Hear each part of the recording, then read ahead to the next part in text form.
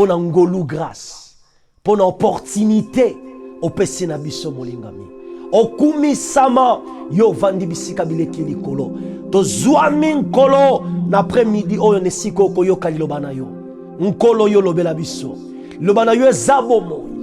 Liloba na yo ezabo moi. Mokonzi. Tobondeli yo nzambe na nkembo. Yawe lobela biso. Liloba na yo ebikisaka. La Bible dit que Seigneur, the voice of the Lord mongongo na nzambe etondi na nkembo mpe na nguya. Nabondeli yo nzambe. Bible ke mongongo na yo he give back, he calls the deer to give birth. Mongongo na yo ebotisaka même bashamo. Mongongo na yo nzambe esala komo takoyi kosala te. Ya soki yo lobby na après-midi ya lelo bomo ya moko na mosusu ko changer na kombo na Yesu to mondeli tolobi amen. Nzambe apambola yo tolobi bonjour na balinga minyonso tolobi lokumu kembo masanjole zongela nzambe to kumisi nzambe pona mokolo kitoko pe makomokolo malamu tata apesi na biso lokwa ya lelo komanda ko partager liloba na nzambe. And I know que ndenge tobandi ko partager liloba na nzambe Bible wiki na bapasi na bango mokonzi atindaki liloba pe liloba ebikisaki. Donc liloba ya après-midi ya lelo et au changer bomoi na yo et au changer bomoi nanga. Et par la grâce de Dieu tout ça lelo komoko simple tolingi to banda ko solo la lelo. Alléluia. Tout ça lelo komoko simple tolingi to banda ko solo la lelo en na mokanda proverbe chapitre 30 le verset 19. Proverbe 30, le verset 19, la Bible a dit la trace de l'aigle dans le ciel, la trace du serpent sur le rocher, la trace du navire au milieu de la mer. Mais natongo na lelo, to bando simbelo moro simple langolu na nzambe, eza la trace du serpent sur le rocher. Masoto loboshia. Wana nde mama na likambo na biso. Tozo banda série oyo lelo toza na épisode 1 na bondeli yo soki yo bandi na biso izela osuki sakino suka pour comprendre funesses o comprendre buania na nzambe na kati ne lokoyo parce que soko bandi na biso ka lelo sauter il y a des fois c'est difficile de comprendre Sophia o comprendre buania ya nzambe o to ngato solo na katao na bondeli soki o bandi o yoki épisode 1 yoki épisode 2 yoki épisode 3 yoki épisode 4 yoki épisode 5 6 7 na niveau nyoso nzamba o memela biso ko wela mbangu na ko juger te to na ko kima te ko kaka épisode 1 yoka 1 2 3 4 5 yoka ngomo bimba na paquet na ngonyoso ndoko comprendre funesses on nzamba pesi biso ndo comprendre que buania on nzambe apesi biso to eloko nzamba zolinga ko solola na kati ya mama na likambo la biso to banda ko sola lelo eza yangoyo eza la trace du serpent sur le rocher nzela ya nyoka likona libanga nzela ya nyoka likona libanga. Mais nous avons dit que tout n'a aucun moment le makomi. Dans le Proverbe 30, 19, donc Bible la trace de l'aigle dans le ciel, la trace du serpent sur le rocher. Mais Motolanzambe Agir, parce que chapitre 30, c'est le bien-aimé Agir. Bien-aimé Agir, Azaki n'a pas ça, Azaki n'a souci. Il y a qu'à comprendre, Nzela ya nyoka likona libanga. Nebi ke bateya yo nyoka comme diable. Yango za la mituna biso me na tongo na lelo na ngolu na nzambe to évoluer na angle mususu. Na bondeli yo oyoka biso na limemi ya penza. Bomo ino ko tikala jamais le même. Bible solo ba que la trace du serpent sur le rocher. Donc moto na nzambe agi na posa to zaki na souci. Ya comprendre nzela ya nyoka likona libanga.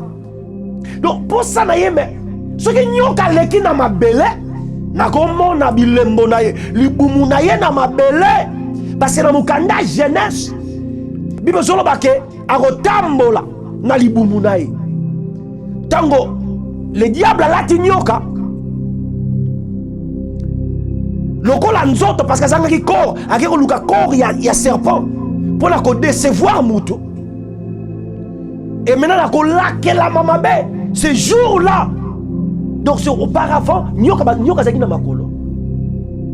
Et dès ce jour-là, il y a encore la capacité de tambola makolo, abanda ko tambola libumu na yepe kolia mabele. Ko tambola la libumu. Mais ce qui nyoka tambola la libumu. Bilembo na ye na mabele tikalaka. Bilembo na ye na mabele tikalaka. Donc ce qui nyoka otambola na mabele, ce qui nyoka chasseur à l'écart non, nyoka les gars qui a. Oeza nyoka. Oeza lembo nyoka. So agir, azana posa ya ko comprendre lembo ya nyoka, donc zela ya nyoka. Tango azoleka na mabele te. Mais tango azoleka na libanga. Tango azoleka likolo ya roche. Donc tango nyoka zabna likolo na libanga. Likolo na roche. Agira za na posa mona nyoka parce que problème eza libanga na libuma nyoka. Eza na moyen te lembo tikala. Eza na moyen te sinetikala. Eza na moyen te elembo. Chikwa gira lobi non. Ngai naza na posa mutu ateyanga. Mutu expliquer nga trace ya nyoka likolo na libanga. Alléluia. Trace ya nyoka likolo na libanga parce que ce que nyoka lekine na mokili. Batu bakoyeba na bango. Soki nyoka leki na likolo na mokili, batu bakomona parce que mabele ezwaka facilité ko copier libuma nyoka. Mabele e facilité ka ba prendre ya nyoka etikala. Mabele e permettra ke bilembo ya nyoka etikala mabele. Magira lobi non, posa nanga ezana lingina yeba. Nzela ya nyoka likolo na libanga. Mais c'est difficile parce que nyoka soka leki likolo na libanga omona te. Soka leki na mokili omona ye. Soka leki na mabele omona pourquoi parce que bilembo ne otika na mabele. Mais ce qui même nyoka aleki likolo na libanga ya yabosana pour oyeba te. Parce que nyoka ngwaza nani nde. Bate yanga nyoka lokola diable. Parce que nyoka ngwaza nani. Parce que trace ya nyoko ezomona na te. Bilembo ya nyoko likolo na libanga ezomona na te. Naza na posa na mona trace ya nyoka likolo na libanga. C'est pour ça que sur la trace du serpent sur les rochers. La trace du serpent sur les rochers. La trace du serpent sur les rochers. Alléluia. Maintenant, pour la robanda côté toke na mokande ya mati parce que ma commis et s'expliquer yango moko tu as besoin que parce que je vais expliquer ba idée nanga na kozala juger faut expliquer liloba na nzambe parce que ma commis s'expliquer yango moko. Alléluia. Matthieu le chapitre 10 de Matthieu, le verset 16. Ma combien sont le baron?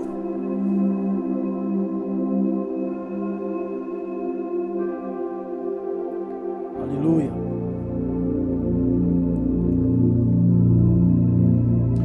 Matthieu chapitre 10. Chapitre 10.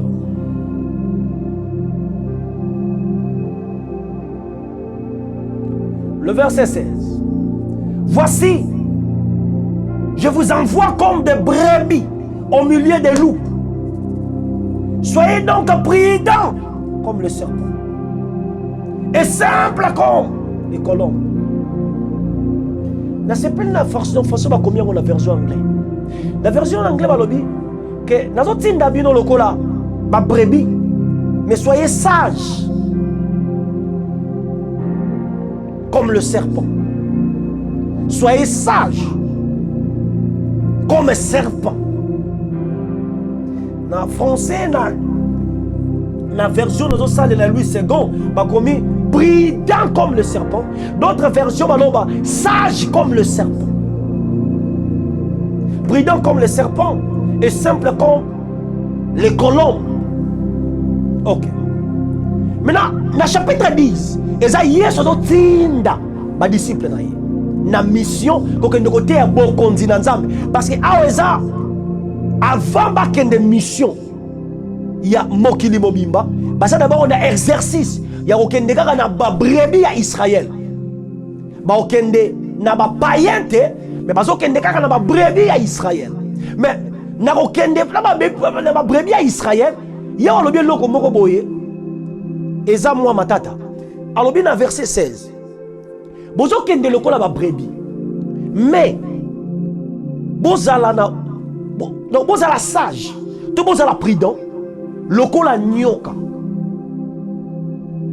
mais ça c'est grave mutu azotinda c'est le Seigneur Jésus azoyebisa ba disciple bazala prudent bazala sage lokola nyoka o agira zoba na proverbe 30 le verset 19 le trace du serpent sur le rocher. La trace du serpent sur le rocher. Trace ya nyoka likona libanga.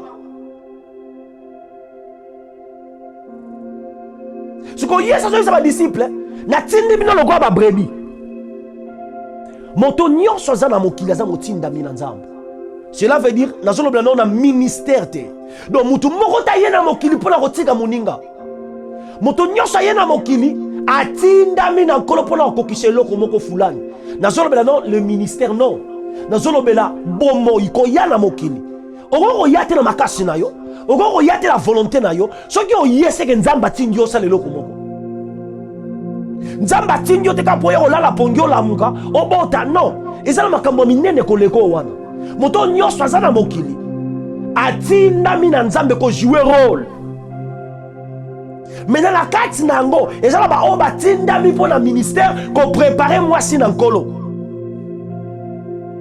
mais awa nazo sola ko tinda maloba lokwa d'abord ko yana mokili moto nyonso aza na mokili atinda mina nzambe d'une manière d'une autre pona ko kokise loko moko boy donc moto aye na mpamba zate moto nyonso aye parce que nzamba permettait que oya parce que nzamba ça n'a posé loko moko salama na pona yo atindi yo mais maintenant na dimension ya ministère to na dimension spirituelle azolobela bana na nzambe azolobela peuple na ye to ba sali na ye ke na sotinda bino lokola ba brebis na mission ko gagner milimu eza ko bunga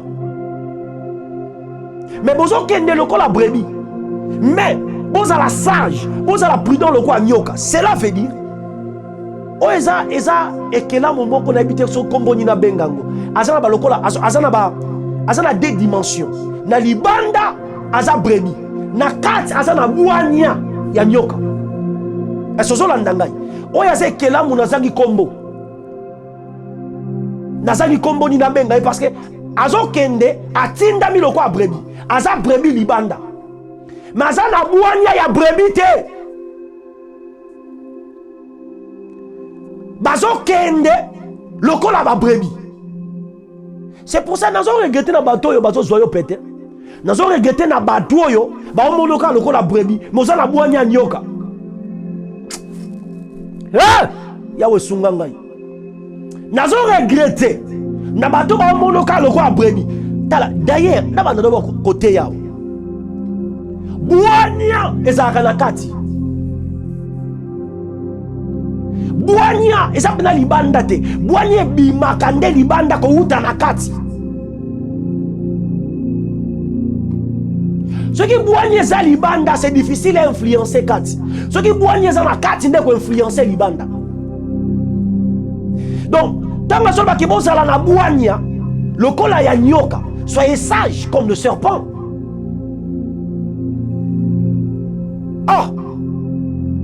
sagesse ezaka na kati et tant qu'on la zolobela souvent ezaka sagesse moko ya pratique parce que tozala maloba ya bwanya lolenge ya comprendre tozala lolenge belé ya bwanya mais vraiment mingi tant ko la zolobela ezaka par rapport ya pratique bwanya ya ko bikela. Par exemple, dans Mukanda Proverbe, chapitre 6, le verset 6, azoloba na paresse akende ko yekola nzela fourmi. Donc ndenge fourmi abikaka. Ndenge organisaka ndaku na ye. Na tango na sama. Donc na tango na toloba na tango na na tango ya parce que en Afrique nous avons 2 saisons. Na mboko nous avons 4 saisons. En Afrique nous avons 2 saisons, quand nous avons 4 saisons. C'est pour ça que nous avons comment on a répété verset parce que le problème est abina sama. Sur la sama on va comment on retient en haut la saison en Afrique parce que ça c'est seulement la saison sèche la saison il y a mvula. Sikoyo tant azoloba ke na saison le quoi ya sama I mean le quoi ya obiso zakanango saison monike mbule zate moye za makasi fumia organizaka ndaku na ye fumia organizaka ndaku na ye et azana capitaine te mais ça organisé parce que nzamba zo bisa moto azo ça paraissait que ndo ya ko la bwanya donc ça par rapport ya bwanya moko pratique sikoyo na mukanda ya Matthieu tangu ya zolo bakina tindi bino le quoi ba brebis mais bon ça la sage le quoi ba serpent et ça la dimension en pratique donc faut pas pratiquer bwanya ya nyoka donc zo kende le quoi la brebis mais pratiquer bwanya ya nyoka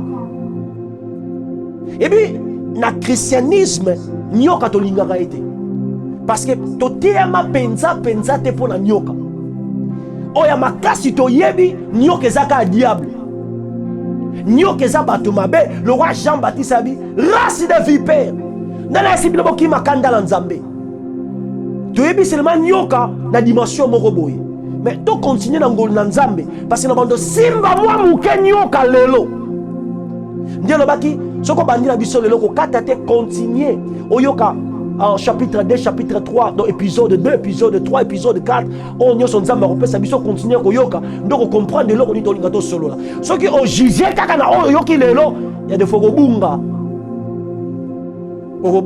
C'est bien, on yoka nyoso pour comprendre. Alors, bien que, bozo kende le quoi ba brebis, mais bozo na buanya ya nyoka. Mais na problème yangoyo. Bozo kende le quoi ba brebis, mais mingi buanya nyoka. Mais pour nangai oyo azotinda bango eza mission moko divine sikoyo bwani ya nyoka kosunga bango nani donc pour na nzambe bakoki jamais kokokisa mission na bango soki bazangi bwani ya nyoka siko nyoka nini nango nde azolobela vipère azolobela mamba azolobela cobra azolobela amanda azolobela serpent nini parce que ba serpent baza ba sorte belé. Est-ce que vous comprenez nga molinga? Ba serpent baza belé. Parce que ya zolo belaka serpent. Ya lobike ozana buanya ya nyoka. Vipère, cobra. Nyoka nini kasi yawe? Katala basika bai. Nyoka nini yango? Oyo ke pona kokokisa mission divine ya Nzambe. Il faut na yekola nyoka wana. Il faut na zana buanya ya nyoka wana. Oh, Yesu azotinda bango bakende ko gagner milimo. Yemo kwa yaki na mission ko gagner milimo ebungaki. Siko azo tinda bango ba exercer même mission o ya yelaki. Kobikisa. Siko cela veut dire ce qui azo tinda bango même mission. C'est que yemo ko passa la buanya ya nyoka. Parce que ce que le rotina de l'okwa ba brebis, bon ça na bwani ya nyoka. Oh mission wana mutabanda ki ngweza yemoko. Parce que rotina ba ke lote bo continent nzambe, mutatei bo continent nzambe za yemoko. Mutu ayaki ko kufela bato eza yemoko. Mutu ayaki ko bikisa bato eza yemoko. Azotinda bango mena ba kende koteya. Donc mission ya bandaki ba continuer, ba kende pe koteya. Mais ba kende na bwani ya nyoka. cela veut dire yemoko azaki na bwanya nyoka. Parce que ceux qui ont la bwanya nyoka te, comment zotinda bango bakende ko sala mission ya bandaki liboso na bango na bwanya nyoka. Pendant que yemoko azaki na bwanya nyoka te. Oh, j'ai compris que eloko nyonso nzamba atindaka yo aza mutu liboso asalango. Soki nzamba lobi pesa aza mutu liboso apesa mwana na ya likinda. Soki nzamba lobi pesa donné, il vous sera donné parce que aza mutu liboso apesa. Eloko nyonso nzamba atindaka yo aza mutu liboso asalango. Nde différence ya nzambe na batata na biso. Tata la biso ko tinda yo eloko o azan expérience nango ta yebite pa sala te. Mais nzambe eloko nyonso atinda ka yo yemoko déjà si atestango. Tolbaka whatever he called for, he provided for. C'est eloko nyonso abengi akokisango. Cela veut dire eloko nyonso abengi to aponi atiaka provision eloko wana na kati eloko. Soka bengi ozala mwasi, akeli ozala mwasi, akotiaki bo mwasi kati na yo. Soka akeli yo mobali, akotiaki mobali kati na yo. Akokelo jamais mwasi, asemba yo ozala mobali. Nzamba kosala kangote. Ata maboko, mutasala kwa kobukana. Soki akela yo mobali, oza mobali. Kobukana lokola mwasi, yangote zaki mwasi. Et look, whatever he called for, he provided for. Donc, ce qui a kelio mobali, a teki mobali katina yo. Nzamba kela jamais kela mu mobali, a teki bo mwasi. Ça n'existe pas. Ozala pete. Logo la mwasi, oa mobali. Soko kela ma mobali. Ozala nzoto makasi. Soko kela ma mwasi, oza mwasi. Nzoto ki makasi nete te kosala yo ki mobali, non. Voilà pe la problème nangate. Mais problème nangezawa. Alors bi, baza na bwania, bazwa bwania nyoka na mission bazokende. C'est que yemo kwa bandaka mission azaki na bwania nyoka. Parce que comment rotinda batu bazwa bwania ya nyoka na mission eza divine, na mission eza ya nzambe. Cela veut dire nyoka oyo Foto lukato yeba nyoko aza nyoka nini. Parce que ils ont la biloko dans la Bible. Langage nyoso kolo alobi, nous avons besoin ko yeko lango. Parce que comment on tinda ngai na kendo koteya, mozo ebisangana za na bwanya nyoka. Nyoka nini? Parce que ba nyoka bazebele. Ba nyoka bazebele. Tangu ya ozo tinda ngai na kendo koteya, lokola nyoka. Aminasa na bwanya ya nyoka, mais non mi tuna nyoka nini? Alléluia. Let me go forward. Tango la zotinda, ba disciple. Alobi, bozo kende. Lokola ba brebi. Mais, boza na bouania. Ya nyoka. Soyez prudents comme les serpents. Ah. Je crois nyoka, ya lolen parce que Agira alobi na proverbe 30. Agira alobi na proverbe 30. Le verset 19. Azol la trace, il y a serpent sur le rocher. Azol la trace, il y a serpent sur le rocher. Yo c'est ma disciple, bon ça la sage loko la serpent. Je n'a dit qu'on comprendre que nyoko yo sa zoloba. Na o ya gira zoloba eza nyoka moko. Pour la kati na Bible, tout ça ba nyoka minene mibale. Toana nyoka ya solo, na nyoka ya pirate. Tozala nyoka ya solo, na nyoka ya lukuta. Yes. Na kati ya Bible, tozala ba nyoka kama mibale ya minene. Nyoka ya solo, nyoka ya bomo, na nyoka ya lukuta. Azala kola nyoka ma réalité ane nyoka te. Kobangisa ka ya pamba. Donc tozala nyoka ya solo na moko azosala lokola copie ya nyoka ya solo. Maza nyoka ya solo te. Parce que nous avons sur la trace ya nyoka sur le rocher. Trace ya serpent sur le rocher. Na bando simbaka nyoka lelo.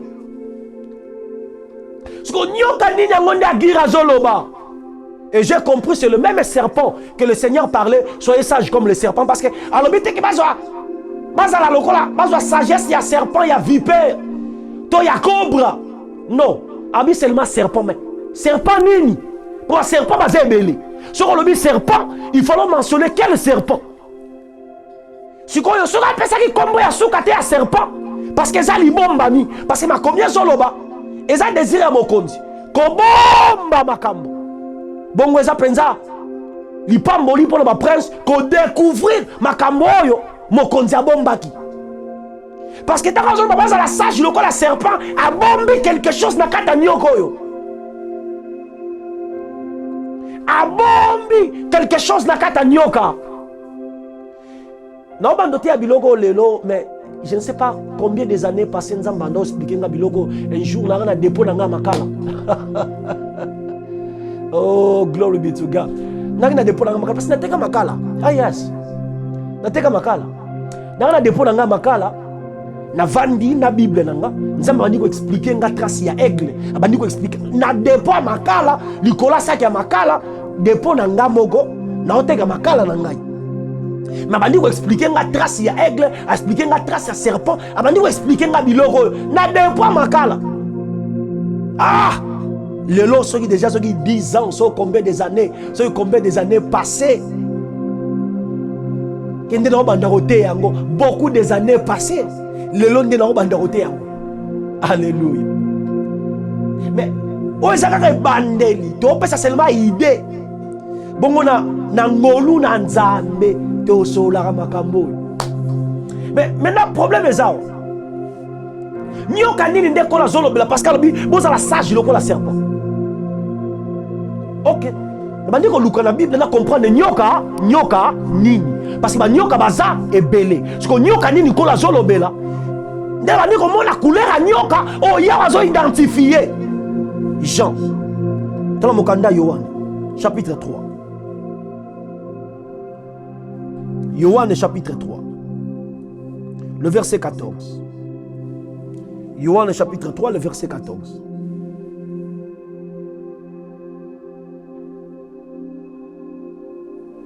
Alléluia. Depuis Yohan chapitre 3. Alléluia. Yohan chapitre 3, le verset 14.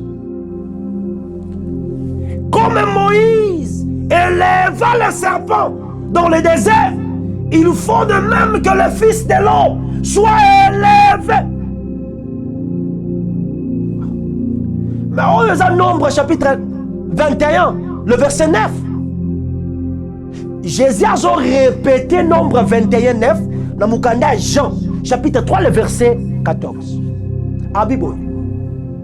Lolenge Moïse a tombolaka nyoka na désert. Lolenge moko Mwana na moto, faut la élever sur la croix. Ah. Donc, Yesu solo baboye. Nyoko Moïse a tombola ke zakangai. Parce que le biboye, le lenge moko, Moïse a tombola ke nyoka na désert. Parce que dans le livre de Nombre 21, 9, tant que libota et sumuki, balobi mabe contre Moïse. Et contre Yahweh, Yahweh tindi ba nyoka et bandi ko soa bango. Tant ba ko confesser, ça m'a dit Moïse a ça la nyoka, ya bronze, serpent de rein.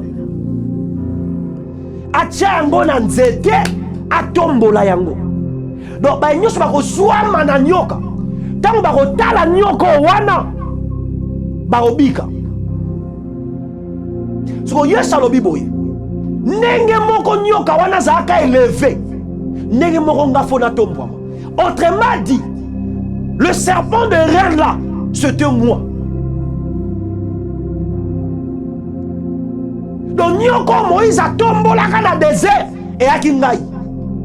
Donc, j'ai compris. Maintenant, Matthieu comme clair, tant que je suis Biboy. Aucun de l'école m'a prédit, mais bon, ça n'a pas de Nyoka. Nyoka, moi, ça vipère. Nyoka, moi, ça cobraté. nyoka ngo eza nyoko Moïse atombolaka na désert. Parce que nyoko aza na sagesse na kati na Biblia eza ka nyoko Moïse atombolaka. Nyoko wana nda bimisaka poison. Hey. Eza na nyoka ta bimisaka poison na nzoto ya mutu. Eza ba nyoka bakotisaka poison. Eka na nyoka moko oya bimisaka poison. Est-ce que na kobando te yao? Ya na nyoka ka moko oya bimisaka poison na nzoto ya mutu. Mais na tango zotinda ba disciple bakende batia sango malamu batu basana ba poison ya masumu, poison ya kufa na banzoto na bango. Mais na bazo mema nyoka o bazo kende ko tombola nyoka oya bimisaka poison. Alors bakende ko tombola nyoka oyo, il faut. Let me just go down. God help me. Libra satabasi. Masekete. Lagosa kita la brie. Ligaste le bogi. Thank you, Father. I give you glory and praise. Na pamboli bon zambe na yo. Na pamboli bon zambe. Je te dis merci, mon Dieu. Oh, je te dis merci. Merci, merci, Seigneur. Nyoka ka moko na Biblia longola poison. Ba nyoko na yebi batiaka poison na nzoto. Nyoka soke suyo tiki poison na nzoto. So yazo tinda batu bakende ko bikisa. Matthieu chapitre 10. Libota Israël soit maki na nyoka. Mokile soit maki na nyoka. Onyoko ya swaka mutu dans les livres de Genèse. A sui Adam na Ève. Cela veut dire poisonner bango. Mutobake docteur. Et nyoka swaka Adam. Non, lisumu poison. Oye bomaka. Ezaki na nyoka. Ezaki katsi na ye le diable. Donc tango akosi bango, cela veut dire ezako soi. Parce que nyoka swaka pa boma. Diable azo kosa bango pa boma bango. Donc c'est la même chose. Donc tango asui Adam na Ève ne bandeli, a côté si poison. Poison on est tamboli. Comprasika telebogi sagadi. Maso prododigas telebogi. Le gasto. Masi dagi la gopradi. Mais c'est que bon la gadia. Il a massete. Le gado sabrani kato. Mais gasto le bossi. Nyoke soit Adam na Ève. Et quand il s'en poison en nzoto. Poison est emboli de génération en génération. 4000 ans plus tard, poison est emboli dans nyoka.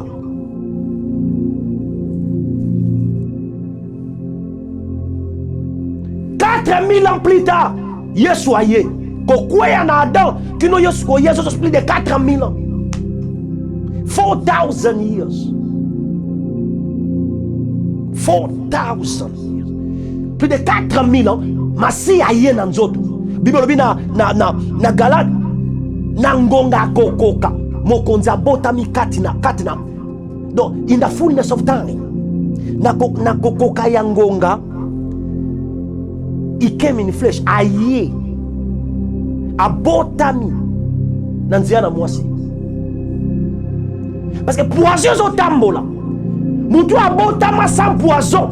C'est seulement le Seigneur Jésus. Parce que en réalité, il y a des juifs. Parce que Azana makila ya Abraham te na nzoto na. Azana makila ya Jacob te. Parce que tozobenga bango ba hébreu, tomona makila ya mutu moko na bango nyonso. Parce que ezaka Yesu parmi tous les juifs, o azana makila différent na ba juif, c'est le Seigneur Jésus. Autrement dit, Jésus n'était pas juif, mais ils en a raison pour le nord que s'identifier kobota na tribu ya Juda. Aye na kata lignée wana. Mais en réalité, Azam mwana botami na tribu ya Juda ou azana makila Juda te. Comment expliquer ngo? Mwana botami na famille mazana makila wana te. C'est qu'azam mwana ya tata mususu. Parce que bana ya tata moko, bakozala jamais na makila différent. Bakozala makila moko. Bana ya Adam, bazana makila moko. So mwana moko azobotama na kata lignée wana azana makila ya Adam te. Donc c'est qu'aza mwana ya Adam te.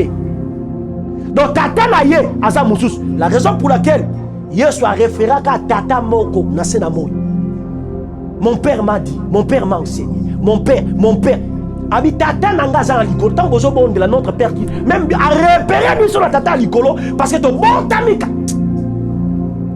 Ton bon tamika tsinaye. Banyoso bayambia apesi biso nguya ya kokoma bana na Nzambe. Donc on repéré biso kana tata moko. Abi mon père, votre père. To komi tata moko. To longwa sima ko la bana ya Adam, mais to komi bana ya Nzambe. Mais voilà le problème d'angate. Eza na poison ou ezo tambula na nzoto. Eza masumu. Yesu alobi lolenge moko Moïse atombola kanyoka. Siko bazo kende mission ko bikisa bata. Aisi bango baza na bwanya lokwa ya nyoka. Donc j'ai compris que nyoko Moïse atombola kanda za nyoka ya bwanya parce que bwanya ebikisaka. Bwanya ebikisaka. Bwanya epesaka bomoi. Bwanya echangeaka. O batu tango basumuki. Tango basali basumu na désert. Nyoka bandi ko suwa bango. Et loko nina ko bikisa bango, il faut nyoka. Donc, tant que la nyoka venez zolongwa. Tant que la nyoka poiseux zolongwa. C'est que nyoka oyo. Et ça nyoka yeso zo référé bazwa boanya na ye parce que ceux qui bazwi boanya na ye bazwa na capacité ya robiki sabatu parce que batu bazana ba poison. Il faut bazwa boanya ya nyoko abimisa ka poison pour abimisa ba poison wana e masumu na vie ya batu. Matthieu chapitre 10 le verset 16. Donc nyoko yo Bible zoloba que natindi bino lokola ba brebis.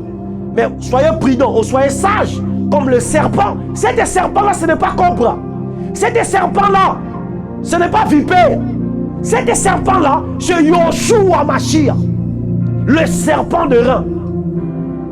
Oh Moïse a tombé là dans le désert. Nombre chapitre 21 le verset 9.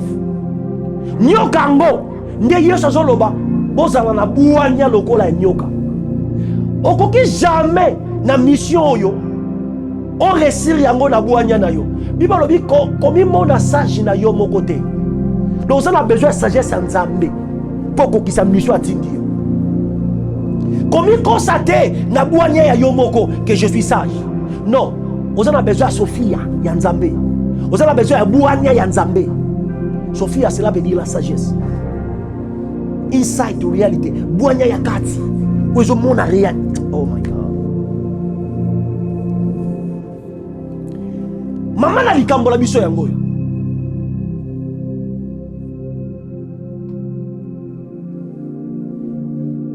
Abiba za la sage loko la serpent. Or serpent wana c'est lui-même le Seigneur. Donc azo référé bango que na mission nazo tinda bino. Vous avez besoin de boire nyanangai. Ceux qui vous ont alobi sans moi, vous ne pouvez rien faire. Yo alobi quelque part, sangai borosala ge loti. Soit sini bango la mission alobi, vous la sage, le roi la serpent. Quel serpent? C'est lui-même. Donc, j'ai compris. C'est que Agira Bandoro Loba dans chapitre 30, il y a verset 19, il y a proverbe que trace ya nyoka likolo ya rocher. Il parlait du Seigneur Jésus. C'est des serpents antiques et l'emboté l'icolo ya rocher. C'est le Seigneur. Nous expliquons par la grâce de Dieu.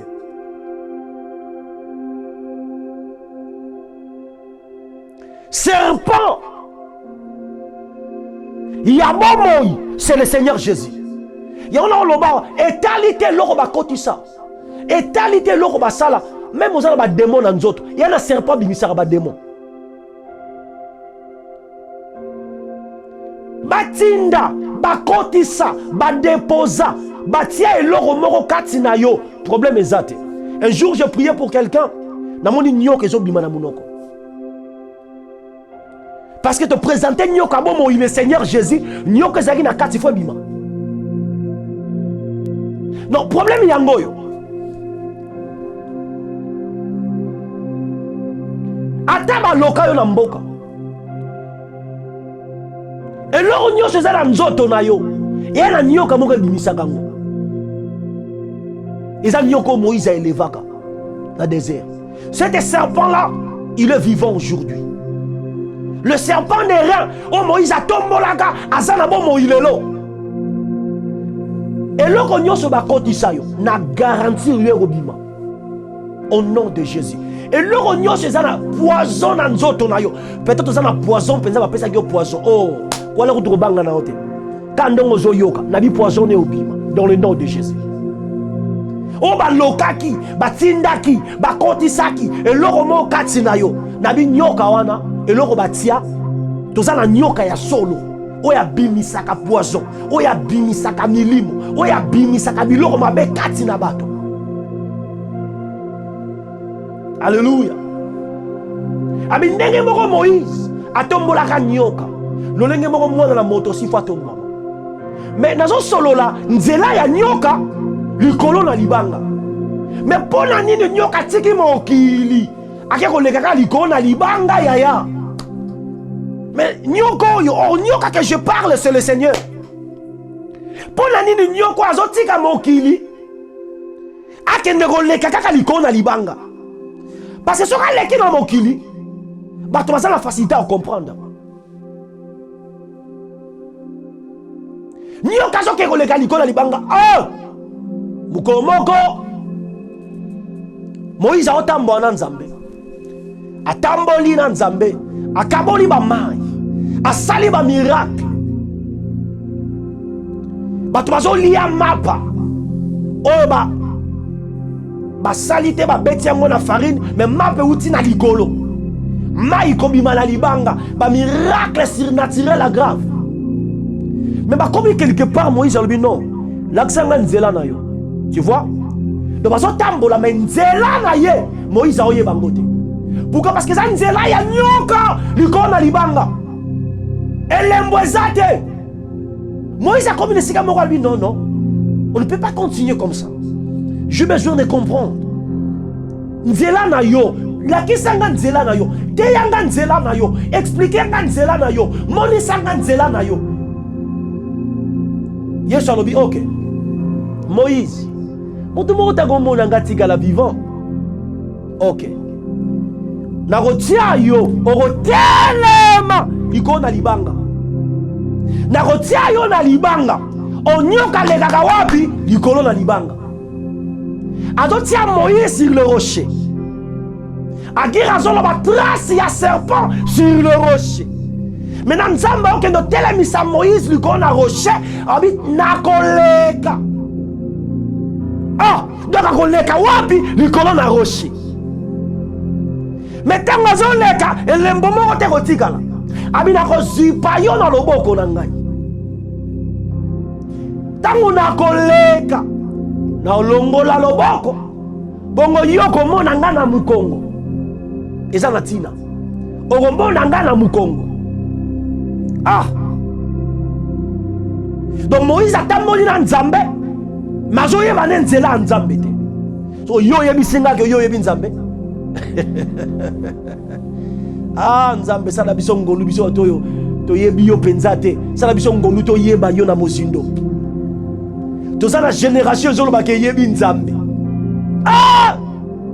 Nzambe aza munene koleka cerveau na yo. Aza munene koleka capacité à compréhension na yo, capacité intellectuelle na yo. Nzambe aza likolo nango e yo zoloba oyebi Nzambe. Moïse alobi ngala yebi yote. Laksanga nzela na yo. Abi nzela nanga ezalaka na mokili te. Oh. Parce que makamuni no zolo. Nzamoïse do senga ye la kisanga nzela na yo parce que I don't know you na yebi yote. Oh ça la miracle. I'm trying to figure out. I'm trying na zo make na yekola na comprendre au juste aux anani.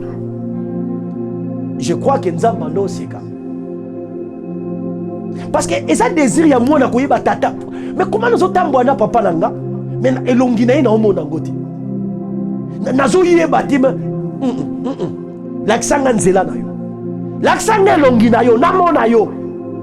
Abio mon fils, mutu moko te na mokili romona nga yaka na lekaka wapi likolo na libanga nalekaka wapi likolo na libanga nakotia yo na libanga bongo ntango ngai nakoleka trace ya nyoka ezalaka sur le rocher agira alobi emonana te trace ya serpent sur le rocher. Proverbe 30 le verset 19 nzambe azotia Moïse likolo na rocher ntango aleki nyoka oleka wapi likolo na libanga alongoli loboko nene elongi ya Moïse. Moïse amoni mokongo ya nzambe pendant kaza likolo ya rocher. Donc j'ai compris trace ya nyoka likolo ya rocher okoki jamais koyeba yango okoki jamais kocomprendre yango ntango oza na mokili impossible. Donc mutu akoki kozwa ngolu ya koyeba trace ya nyoka likolo na rocher eza mutu atelemi na rocher. Parce que Moïse atamboli na nzambe mayebi ne nzela ya nzambe te. Atamboli na nzambe ayebi ne nzela ya nzambe te. Aisi nzambe lakisanga nzela na yo lakisanga elongi na yo nayeba yo. Nzambe atelemisi Moïse likolo na rocher ntango aleki nde agira zoloba trace ya nyoka likolo na rocher ntango nzambe aleki alongoli loboko nene elongi ya Moïse e Moïse amoni mokongo ya nzambe. Alléluia. Moïse amoni mokongo ya nzambe. Pourquoi? Parce que atelemi na rocher. Donc bayeba agira azalaka na difficulté ko comprendre trace ya nyoka likolo ya rocher parce que atelemaka te likolo ya rocher. Ayebaki rocher te. Okoki koyeba trace ya nyoka te likolo na rocher soko ovandaka na rocher te. Parce que ntango nyoka azoleka na rocher oyeba te. Mpe soki aleki elembo likolo ya rocher etikalaka te. Siko po mona nyoka likolo na rocher il faut zalaka na rocher, il faut vandaka na rocher, il faut zala na demeure na rocher. Lelo na osola rocher te, lelo na osolaka nyoka, lelo na osolaka nyoka. Trace ya nyoka likolo na rocher. Bato bazoloba ke bayebi nzambe, bamosusu bazolinga okomprendre nzambe, non bayebi nzambe te na mokili. Oyebi nzambe na mokili yo zaka na rocher. Est-ce que yo fanda na rocher? Est-ce que réellement yo za mwana na rocher? Parce que pour oyeba trace ya nyoka likolo rocher il faut fanda na rocher. Abi mutu moko tako mona ngai atika na bomoi. Pourtant on a d'ailleurs un mystère. Comment on nzambe un mystère? Trace ya nyoka likolo rocher un mystère. Batebele balobi yebi nzambe amona nzambe bamona na bango payete. Trace ya nyoka likolo rocher, le serpent que je parle, c'est Dieu, c'est le Seigneur Jésus.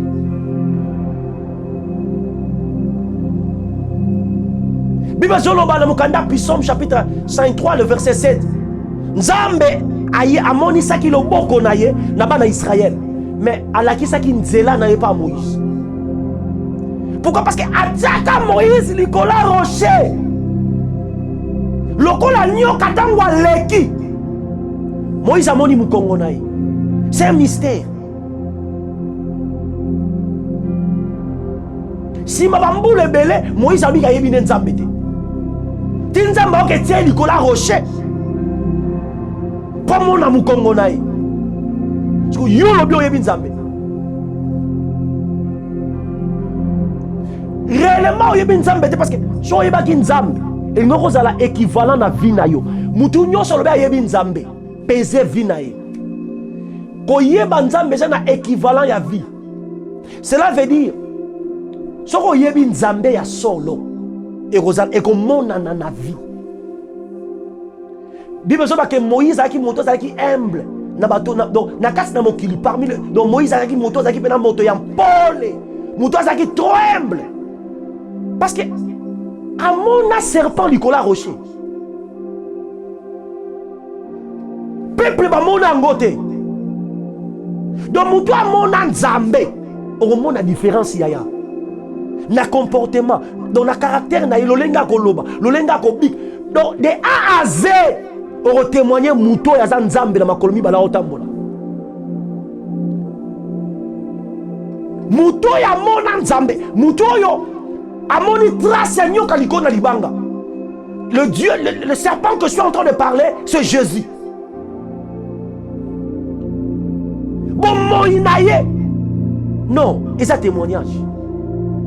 Yojebi sanga ke omo oyebi Nzambe, mais trace nyoka liko libanga, oyebi angote. Tu ne connais pas Dieu.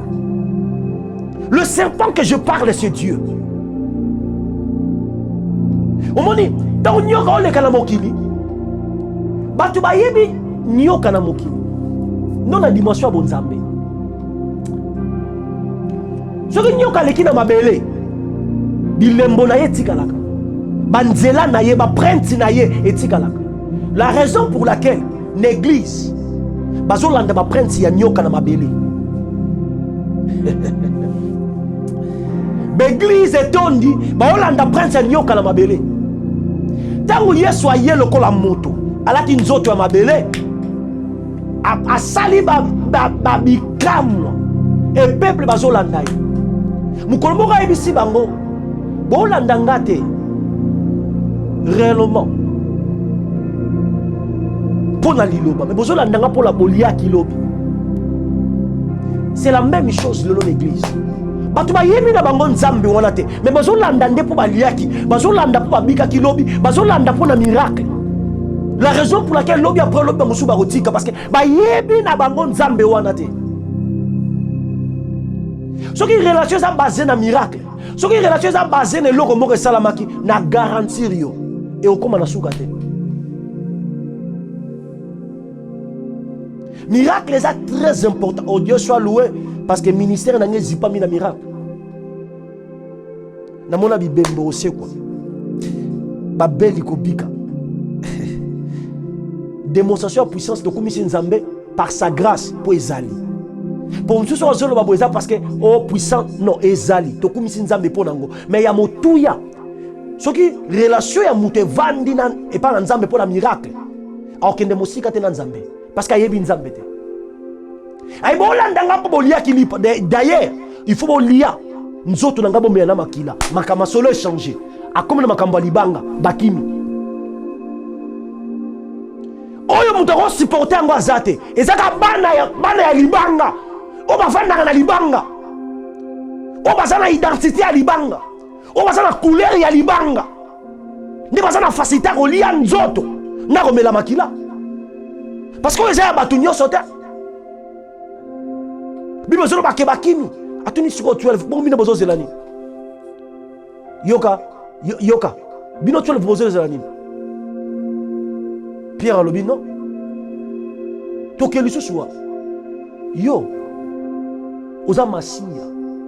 Landangai abi yo oza masia. Yesu ebisiye. Eza yote. Tata nangai. Nda révélé loko. Et d'ailleurs, sur ce, donc, l'icône libanga oyo.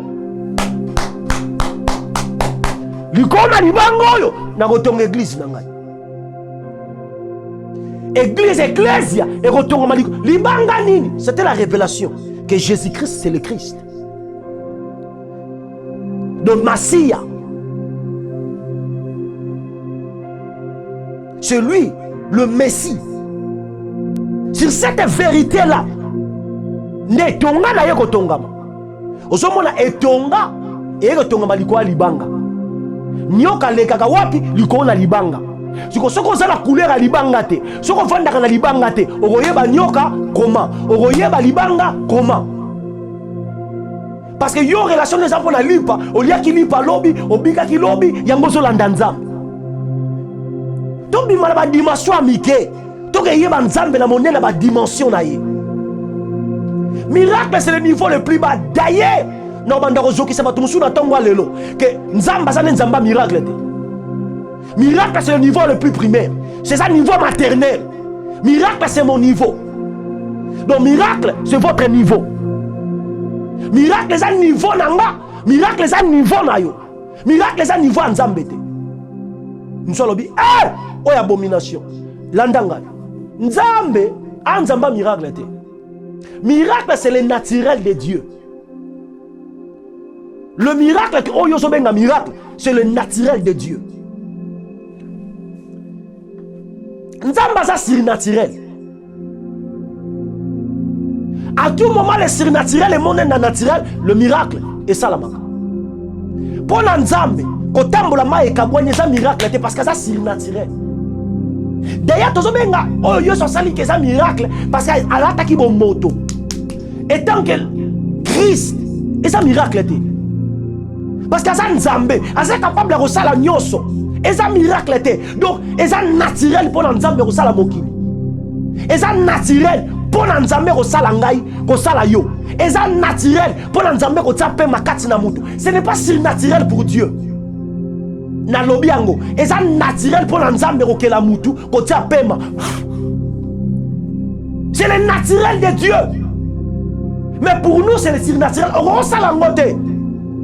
Ce qui m'a koufi, il y a un bon de la ponaye, au fond du vieux côté. Ça, c'est le surnaturel. Et je monte dans le naturel. Mais tu as un miracle. Donc, tu sais que c'est moto. Mais tu as un moi. Le rôle est grave. Mais en réalité, ça n'a pas de gravité. C'est seulement le surnaturel de Dieu. N'est bimi. Dans le langa. Et quand tu as un moyen moto, ce n'est pas grave. Mais pour la humain, et bandoka mousabango. Il y a l'objet que, mais vous êtes des dieux. Si vous avez un Nzambe, cela veut dire vous êtes des surnaturels. Parce que Nzambe est un naturel. Le miracle, c'est le niveau maternel. Le miracle, c'est le niveau le plus bas. Nzambe est un miracle. Ngai ndena sala miracle. Ah mutu musu c'est assez soki. Yondo sala miracle. Yo sala biboy. Allez. Prêchez et guérissez, guéris-toi. Bikisa. Ay bote ya sanga bo continent Nzambe. Popo bikisa. Habite ke na bikisa abi yo. Ça veut dire na pesi yo cette capacité. Do apesi ngai. Ndem so bike, so bike na bikisa ba belu so ba. Ah! Oh esa abomination. Esa ka ignorance. Ndezo gangisa yo. So ko tangi ma commis tu vas comprendre ce que je suis en train de dire. Parce que esa no tumuso comme talobi, ngala bikisa kana ngate. Si ko zo sa nini na business so parce que ce qui na gouvernement batindio que nous allons ambassadeur. Au combien sika faut exécuter cette fonction-là. Si on dit que nous ambassadeur, on est fou. Parce que le rôle ambassadeur, capacité de accompagner le bureau, et ça, les colons. Donc, tant qu'on dit que beaucoup de beauté, beaucoup de gens, ils sont baptisés. Ils ont imposé ma boko likolo ma belle et qu'on raquette. Yo, on imposé ma belle barossa nini, barobika. Donc, c'est le guérisseur. Parce que yon dozo salango, yazakati na yo. Ce qu'on mind la religion, et ça que au gros le babo était. Ce qu'on le bibo est orgueil, ce qu'on le bibo est non, non. Na on dit ma, on zambati kat n'a pas positionné ngai. Ce qu'on le bibo mon fils, imposer le bon lui big abi yo, big is atindi ngai. Ce comment on a décharger cette fonction. Abi ngai ndena imposé, donc abi vous guérir les malades. Donc ngai ndena robikisa. Pourquoi? Parce qu'il y a des capacités quand il y a et ça, on a côté. Il faut la fumula mon rôle de terre. Sur la mine à côté, il y a des vérités. Oh, il y a des robimaté. Donc il faut gagner le bac à monter. Il faut n'andima na sa monter. Et puis il faut n'andima côté. Pour bima. Ça veut dire faut n'andima. Cela veut dire la tinda mina nzambe na sa la guérison ya nzambe. Ce qui n'a imposé le bon babel ba sa nini ba robika. Ce qu'on dit ma côté. Oh quand ça le roi ça il mérite. Moningai. Na big ça na ngate. Et ça ignorance au éviter marambo ça dans le business que nous vendons yokola. Mais problème n'a pas peine ça ngote. Problème n'a ngeza ke atindi ba disciple ay ba muke ba yekola nzela nyoka. Mais nzela nyoka ezaka likona ayeko ba yekola buanya ya nyoka. Basa la sage comme serpent. Maintenant nyoka aleka likona libanga. Abia kotonga église na ye likona libanga. Moïse a dit que dans la posa na mona yo, abi c'est difficile au monanga, il faut na ça c'est un mystère. Que nyoka nazo sur le tango na lelo, que trace les serpents sur le rocher. Ces des serpents là, c'est le Seigneur Jésus. Bato ba yebi yetango yaki na mokili. Lokola mwana ya Marie. Ndo bato mususu bandi Maria Losako, Otonde Gracie Yamo. Tout ça c'est la confusion. C'est la confusion, mes bien-aimés. Ah, tu es zoké parce que c'est la catholique. Dans la montée. Donc, vérité, non, mensonge, pendant des années. Donc, tant que quoi, confusion, la raison pour laquelle nous avons retenu dans ma belle, pourquoi? Parce que tu as la confusion. Dans le bas qui bien que ils ont nyoka mibale na Bible, nyoka munene, na nyoka landaka, na nyoka zo sa lokola zo copie, ya nyoka ya munene. Qui est le diable? Diable a sa copie. Donc, il y a ça la copie ya nzambe. Donc, et là on son nzamba zali, alors on ça la copie nango. Si quoi ce qui nzamba otambo na mokili. C'est simple. Batu ba confondre quand on dit diable otambo na mokili. C'est pour ça nyoka tambo la likolo la libanga. Parce que likolo la libanga, le diable encore tambo la té. Na fongoli de gelo romoro. Non ba noter en semaine prochaine. Nyoka tambo la likolo la libanga parce que na j'ai natali sur le romoro.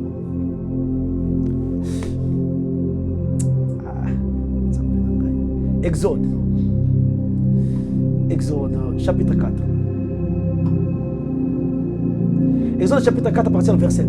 Moïse répondit et dit, voici, ils ne me croiront point, ils n'écouteront point ma voix, mais ils diront, l'Éternel ne teste point, l'Éternel n'étant point à Paris. L'Éternel lui dit, qu'y a-t-il dans ta main? Il répondit, une verge. L'Éternel dit, jette-la par terre. Il la jeta par terre et elle devient un serpent.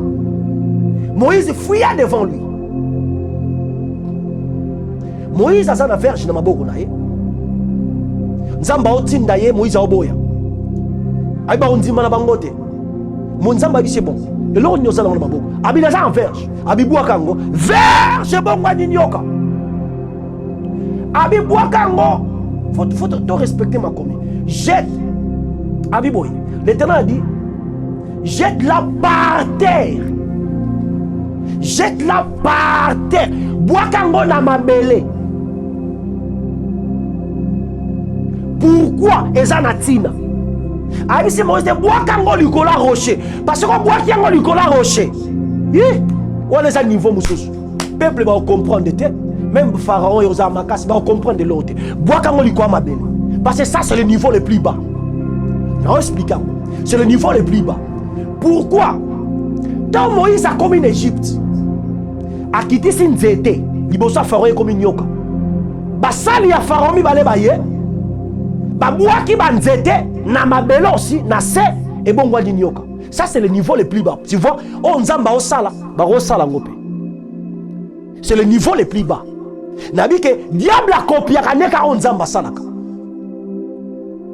Abi bois kango par terre, ça c'est le niveau le plus bas. Et ça niveau église et ebeli nzambe.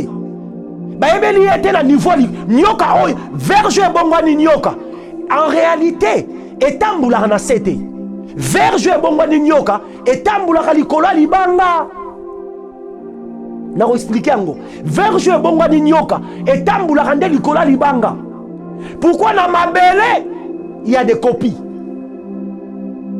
Tango bongwali nyoka Moïse akimi yana tina abi simba songe nango tango simbi songe nango zongi nyoka mais tango comme l'Égypte Moïse a quitté si nzete verge comme nyoka non voyez verge comme nyoka ba serviteur à Pharaon ba sali la même chose. C'est le niveau le plus bas, c'est ça. Ma belle zalibangate ma belle eza rochete. Bah quand on copier, nous c'est ça dans ma belle. Mais sur le rocher, aïe aïe aïe aïe. Copier ça. Bah quand on met mais aussi mbade. Diable a met à copier. Nous c'est ça dans ma belle. Mais sur le rocher, ça a 1000 difficultés. Ça c'est ça niveau Nicolas niveau naï. On est à niveau à bon Nzambe. Et ça likolo ya niveau naïe. Parce qu'on Nzambe na bon Nzambe naïe, atambola na classe naïe, na dimension naïe, na bon Nzambe naïe. Tango Moïse a boire qui nzete, et bon ngwani nyoka, ba serviteur à Pharaon ba boire qui peut nzete, et bon ngwani ba nyoka. Ya on a dit que trace ya serpent et zalaka sur la terre. Parce que na ma belle copie, na ma belle tango nyoka zo tambola ba copie ezali. Mais Nicolas na rocher, copie exacte. Nicolas na rocher, copie exacte. Tout ça, je comprends dans ma belle.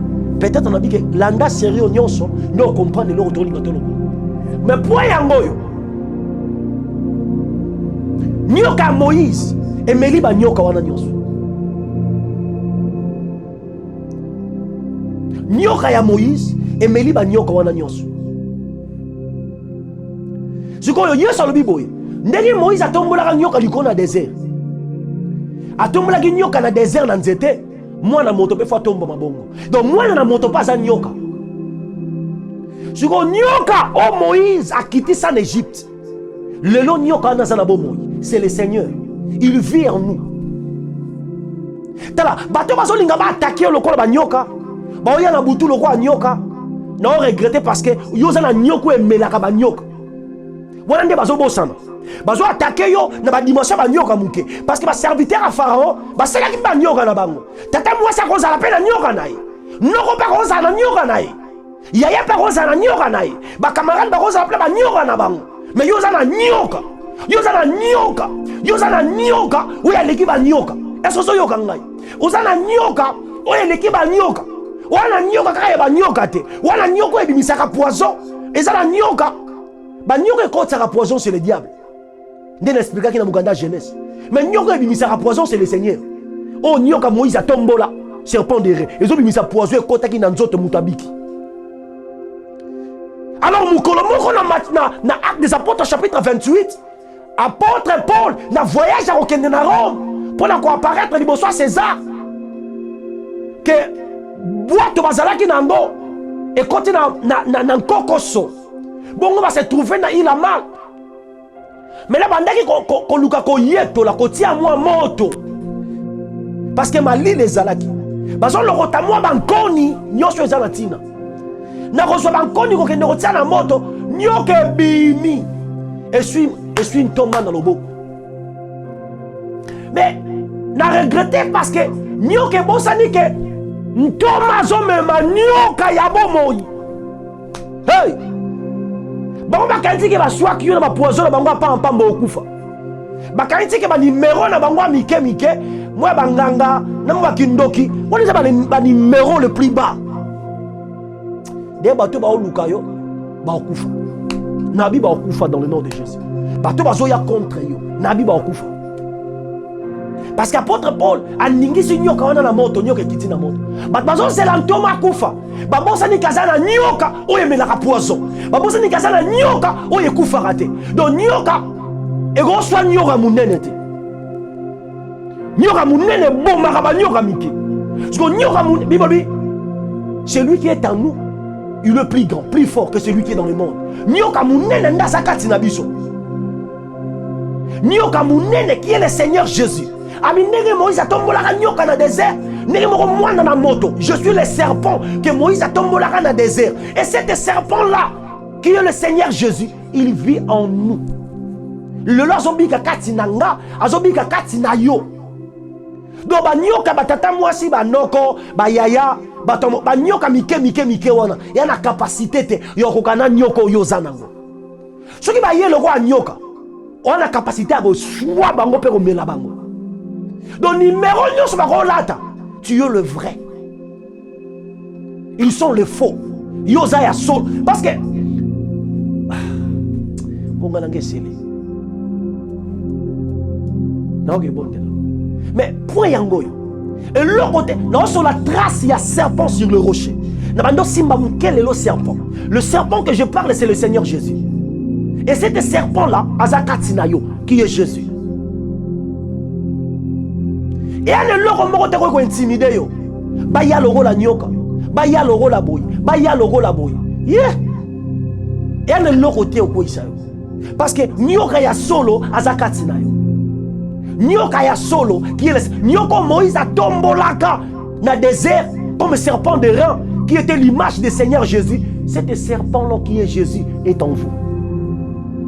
Kobanga ke nalani na butu na lotaki nyoka eswinga bomango parce que yoza na nyoka solo parce que nyoka Pharaon bande koya nyoka ya Moïse bande melango Donc nyoka no eza capable ya komela nyoka ya tata mwasi ya noko ya yaya ya benemi tel que soit nyoka etali kombote ya mutu atindi yango wana nyoka na capacité ya komela babuzoba wana ya pam okindoki ana capacité ya komela yango obuzo ana capacité parce que nyoka ya bomo qui est le Seigneur Jésus.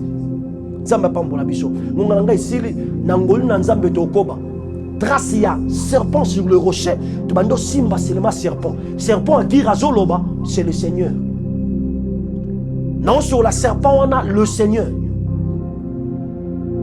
Soko yamba na Yesu te na bonde na yo yamba Yesu lelo ngonga na biso ke na osila ngonga isili na ngolu na nzambe tozokoba na baki bien soko yoki ka lelo obunga obike masodoli nyoso te nabi na sana introduction ngonga nanga isili. Donc, par la grâce de Dieu, nous allons évoluer la semaine prochaine. On dit qu'il y a épisode 1, il y a épisode 2, il y a épisode... Épisode, nous sommes en train de faire yoka. Et bon, moi, je ne jamais le même. Si vous avez un Yesu, vous avez une opportunité. Seulement répétez prière pour y apprendre. Seigneur Jésus, Nanzimi, que nous avons soumoki. Limbisama soumoulanga. La pesi bomo inanga salan kolo pe mobikisi nanga bomo inanga yo kamba yango tambusa yango na nzela na yo na kombo na Yesu na yambi yo lelo na motema nanga na kombo na Yesu amen. On sali prière aux amours na nzambe na ke bonde la pona balinga benyos ba basoma kila banyoka mokili isala nyoka bimita ka poison yaya soko za na poison na nzoto ozala malade ils ont poison dans autres. Difficulté ne déranger yo. Et un nyoko abimisagango. C'est le serpent du rein Moïse Tombolaka qui est le Seigneur Jésus. Et talité condition aux anango. C'est serpent que je prêche aujourd'hui, qui est le Seigneur Jésus, est capable. Yarobimisa.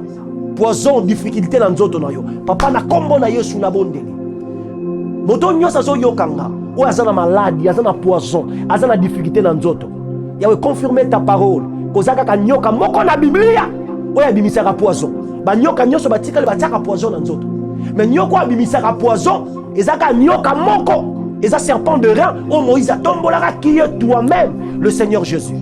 Yahweh ben bazana poison na nzoto ba bika dans le nom de Jésus maintenant même ben bazana poison ba bika ben bazo bela bika na kombo na Yesu ben bazana difficulté Baba lokami eloko nyonso eza na kati ya nzoto ndeko mwasi ndeko mobali vande umela na komande yango ebima na kombo na Yesu bika dans le nom de Jésus kindoki nyonso eloko nyonso bakotisa batia na ordonner yango na komande yango etika yo na kombo na Yesu